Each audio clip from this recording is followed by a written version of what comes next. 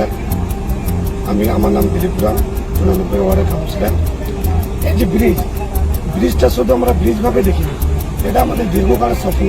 এই যে এখানে যত আমার ওয়ার্ডের জনসাধারণের প্রায় 30-35 মানুষ আসা যাওয়া করে, এই ব্রিজটা হওয়ার কারণে আমরা আজকে যা খুশি, আমার ওয়ার্ডবাসী, আমার গ্রামবাসী খুব খুশি আমরা।